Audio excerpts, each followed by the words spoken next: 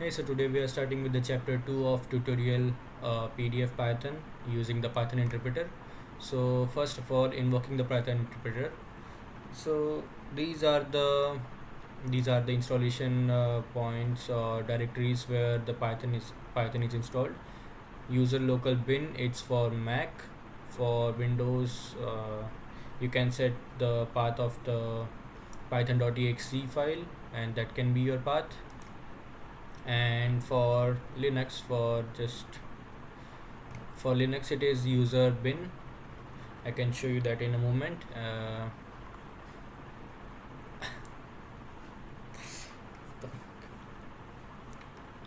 Okay, okay. So this is the terminal. We can see right here which Python. So when we Python 3 actually, because this is Linux, and we would need the version number after Python for this to work, because the binary has a version number.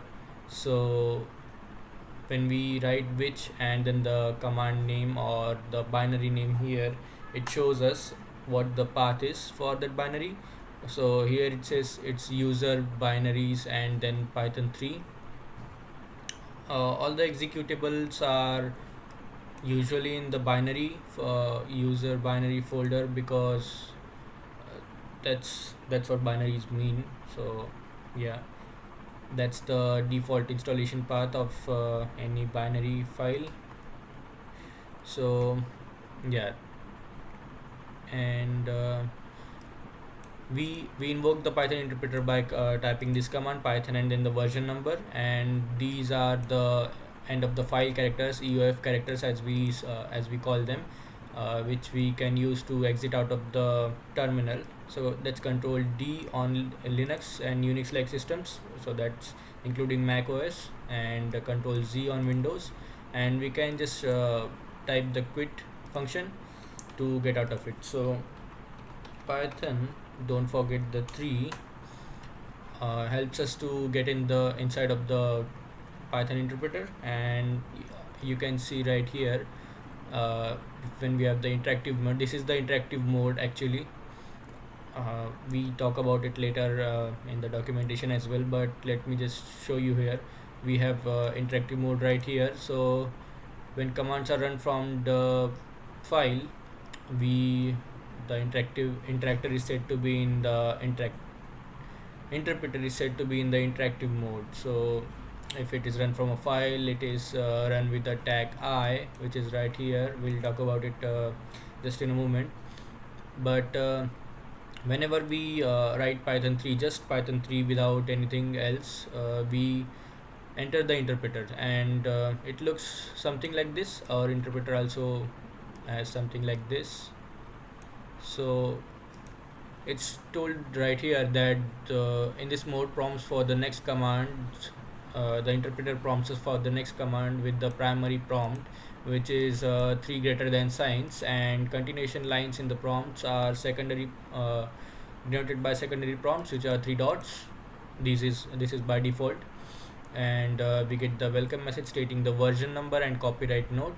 So we get the version number and the date that version was published, which system we are on, and this is the copyright message. We get the same thing right here, the version number, date the version was published, and this is the copyright for Python. Yeah, and the continuation lines are actually when we need a multi-line construct for running a command. So we are here, and if we just print hello world, because that's something we do. If we just print hello world, we get it printed right here in the interactive window. But if we wanted to do something like a multi-line thing, we would say if something, if true, or it won't print. So this Python needs indentation actually. If we say print and something right here, something, it wouldn't work, because we didn't give an indentation right here. And how indentation works in Python is, let me just show you. So for I in range, we say 1 through 11. Just do this, and we indent right here, besides the secondary prompt, because we want to be inside of the for loop for this. And we print here I, and we print, can we print hello, and hello to hello, something like that. And the end of the line would, it would be a new line by default. So we just want to print this when, so if we have an even number, so if I modulo 2 double equals 0, so if it is an even number, it would be, this should, oops, doesn't work. Ah. So I mean, it did work, but what I wanted to show you didn't work. Let me do that, just do that again. So for I in that range, if I is, so modulo 2 equals 0, so means I is even, we would indent again. So indent inside of the if statement, and then print I and hello. So as you can see, we are inside the for loop for this if statement, and we are inside of the if statement for this print statement. So that, how do you notify, how do we denote that in Python? We usually have curly braces in some other languages, but in Python we have indentation. So when the line is indented inside of some code, we say that, like, it's inside, like the scope is just for this, for inside of this for loop. It just, these lines just have the scope of this for loop, and can just access the variables right here or in its enclosing scope. We'll discuss about that later as well. And so when we indent this code, and when we get out of it, if we are right here, it would, like, we can indent it how much ever we want. But like, if we are indenting this and then pressing enter, we go to the next line, because this is how we continue to write code. Like, if we want to continue the multi-line construct as mentioned right here,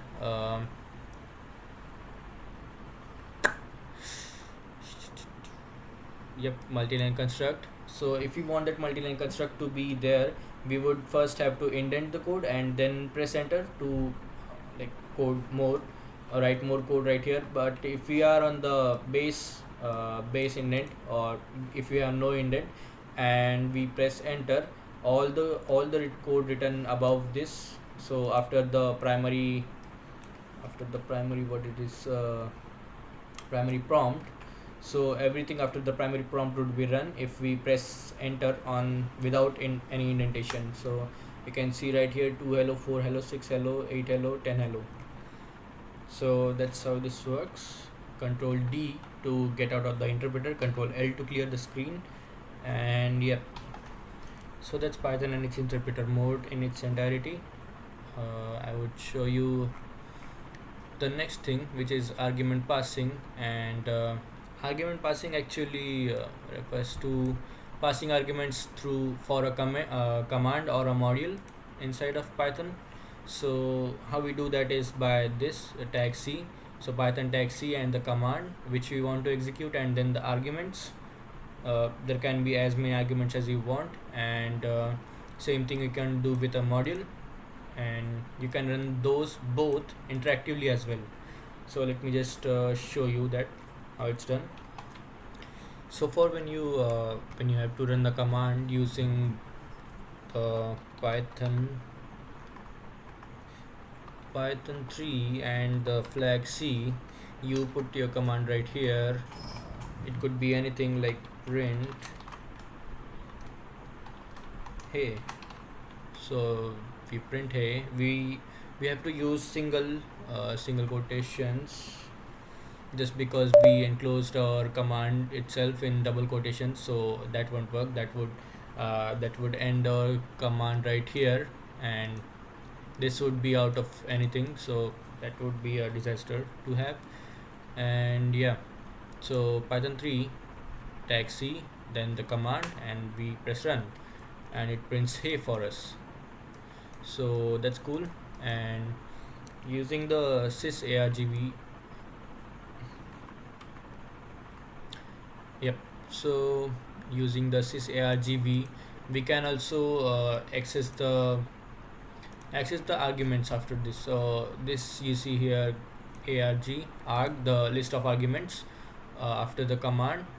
We can access, so we can access any index of those arguments. And actually this is not the zeroth argument as you would think, and it's not a list. It's just whatever comes after the command. For this, it, like, those are considered as uh, arguments, whatever comes after this. Actually, let me just show you how I'm saying that. So python 3 tag C, so flag C, and then our command print sys .argv, and here we would give 0 as a beginner would do, and just hello world right here. Yep. So as you would expect by reading this, like python flag C, then the command, then the arguments, and here it says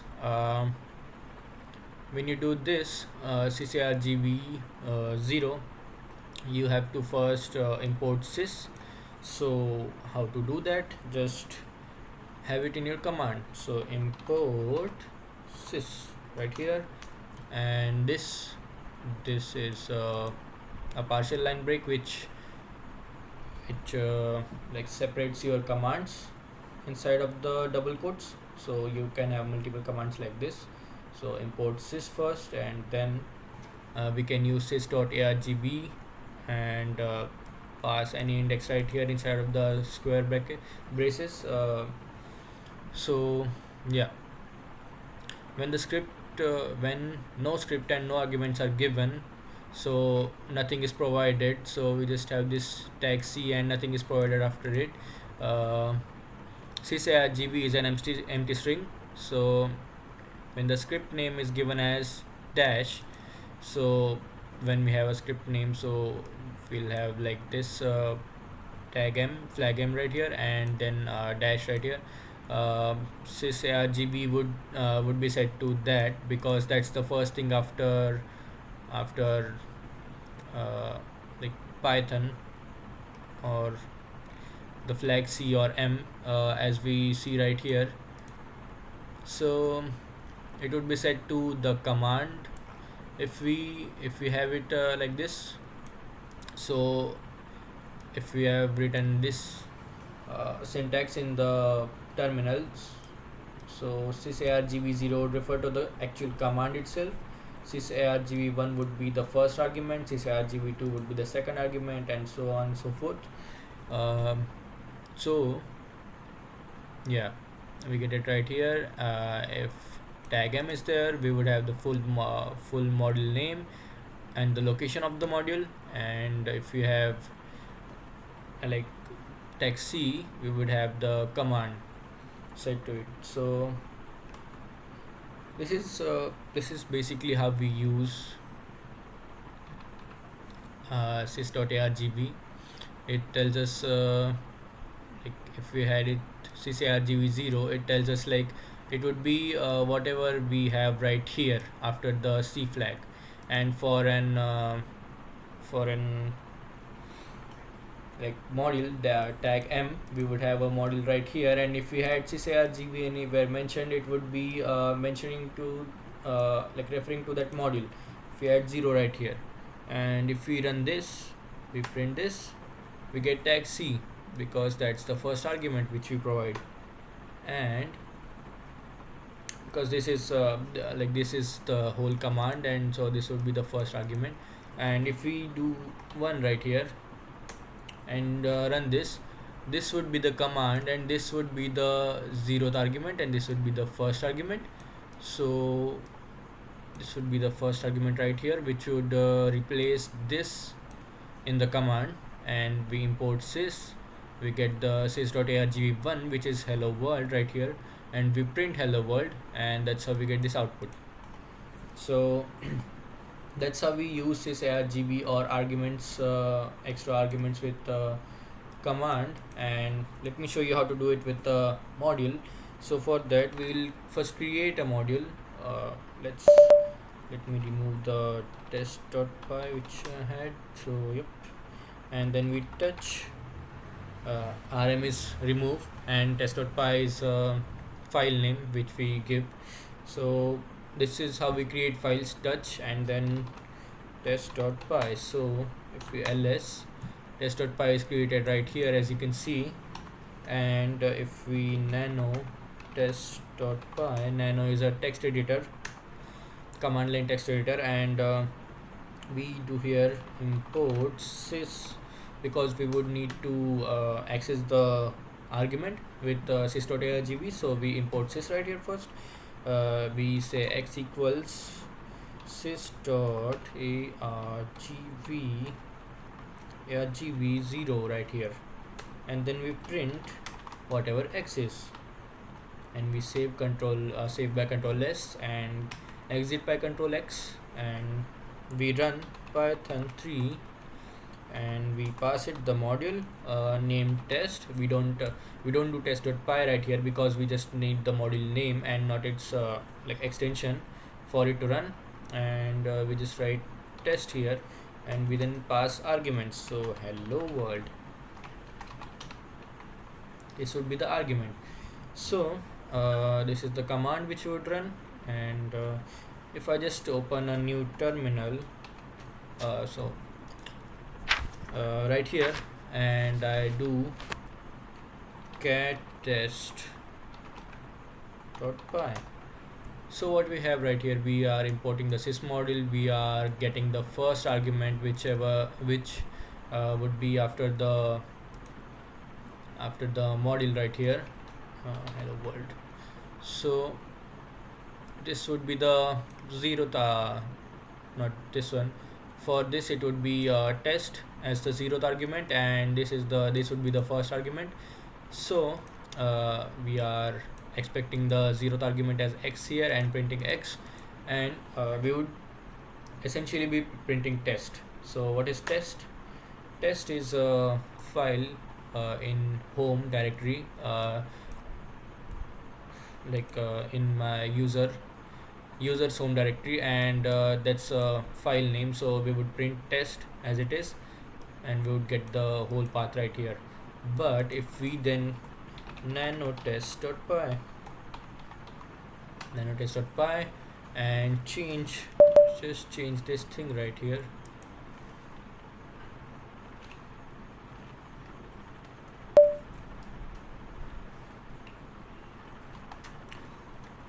and then just modify this to actually have one right here, sorry, just one, and save it by control s, exit out of there, and then we cat test.py. We see we have one right here. So the system argument first, and we would have zeroth, and the first argument this, the hello world. And if we run this again, we would get hello world, because what happens is sys.argv1 refers to this now, and it stores the value in x, and it prints s. So we would get hello world right now. So next up is source encoding. So by default, Python source files are treated as encoded in UTF-8. We can change that by this. So adding this line at the top of your file, just a comment which would have the proper syntax like this, and encoding would be just replaced with any encoding of your choice. If you know what you're encoding with, that would be great, and if you know how to like encode and decode that would be awesome. Most languages in the world can be used simultaneously in literal strings, identifier, and comments. So UTF-8 is thus the universal standard for encoding and decoding files. You can use other encodings like CP1252. Uh, that's the Windows encoding. So you can just put this at the top of your file. Let me show you. So touch test2.py, and you can then nano test2.py, and you can write it like this. So comment right here. So dash as dash encoding, or what is that, coding, yeah, coding colon UTF-8 right here, and then you would have this. Save this file, and that's how we would specify the encoding of the file. And the only exception to this would be, as you would see, the only exception for the first line rule is when the source code starts with a Unix shebang line. So what is a shebang line? Let me show you. Shebang line is this.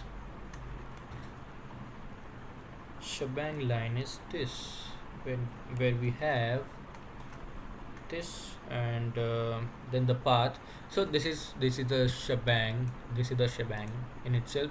The hash and the bang. So bang is just the exclamation mark, and then the path of the executable. So user bin for me, and then Python.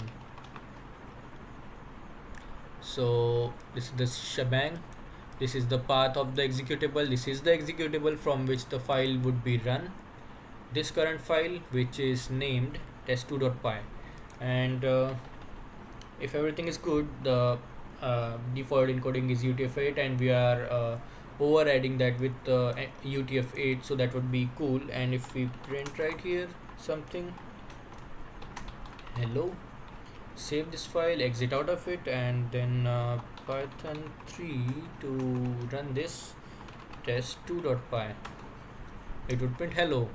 But what if we had some other encoding? So nano test2.py, we had the encoding specified in the document CP1252. So this CP1252 encoding is specific for Windows, and let's see if we can save and exit out of it and run this same thing. We would get hello still, because the encoding and decoding of the file just changes the binary of the file, and